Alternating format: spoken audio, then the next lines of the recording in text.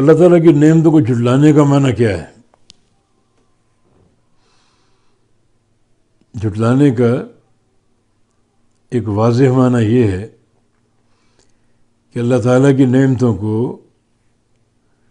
غیر اللہ کے نام منسوب کرنا، یہ جھٹلانا اور انکار کرنا ہے اللہ تعالیٰ کی نعمتوں کا۔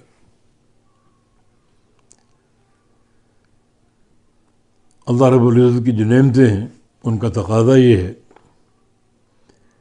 کہ ان کو اللہ کی طرف منسوب کیا جائے، یہ اعتراف کیا جائے کہ اللہ تعالیٰ کی دین اور اس کی عطا ہے اور اس کا فضل ہے،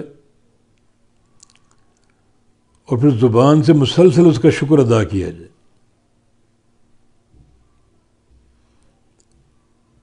نبی علیہ السلام کی حدیث ہے کہ ان اللہ یرضى عن العبد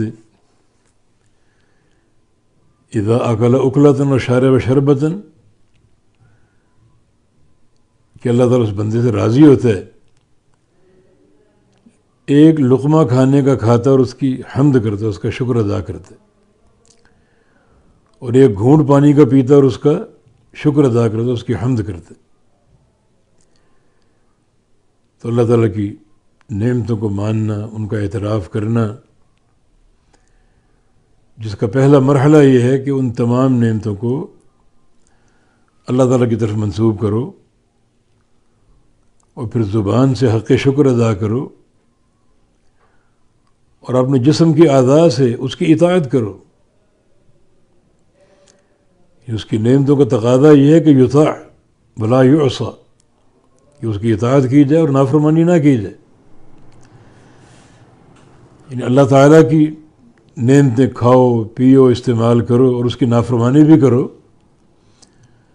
تو یہ بات رب تعالیٰ کی ناراضگی کا موجب ہے۔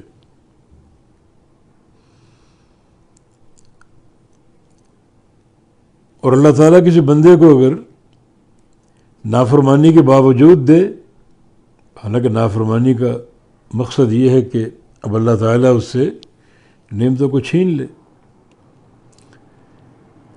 لیکن اللہ تعالیٰ پھر بھی عطا کرے اس کی نافرمانیوں کے باوجود، گناہوں اور معصیتوں کے باوجود۔ حدیث میں تھا کہ انما هو من اللہ استدراج، وہ اللہ تعالیٰ کی طرف سے ڈھیل ہے۔ پھر گناہوں کے باوجود اللہ تعالیٰ اس کو دے گا تاکہ اس کا اترانا، سرکشی کرنا اور بڑھ جائے۔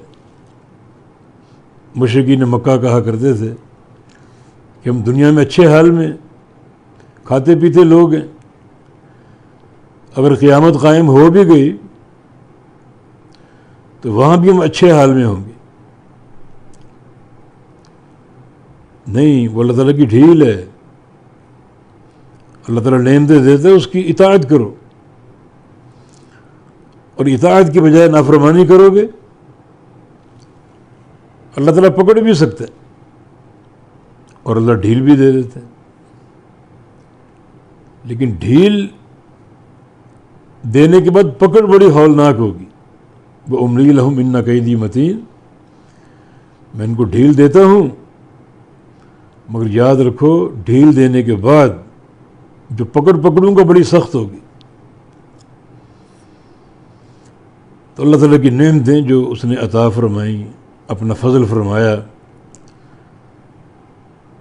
تو اس کا اعتراف، حق شکر، ان تین منزلوں کے ساتھ، دل سے، زبان سے اور جسم کے اعضاء سے۔ دل میں عقیدہ رکھے یہ ساری نعمتیں اللہ کی، ایک ذرہ بھی کوئی غیر اللہ نہ پیدا کر سکتا نہ عطا کر سکتا۔ زبان سے حق شکر ادا کرے، الحمدللہ کہے، اللہ کا شکر ادا کرے، ایک ایک لقمے پر، ایک ایک گھونٹ پر، تاکہ اللہ راضی ہو، اور جسم کے اعضاء کو پھر اللہ تعالیٰ کی اطاعت میں صرف کر دے، نافرمانی میں نہیں۔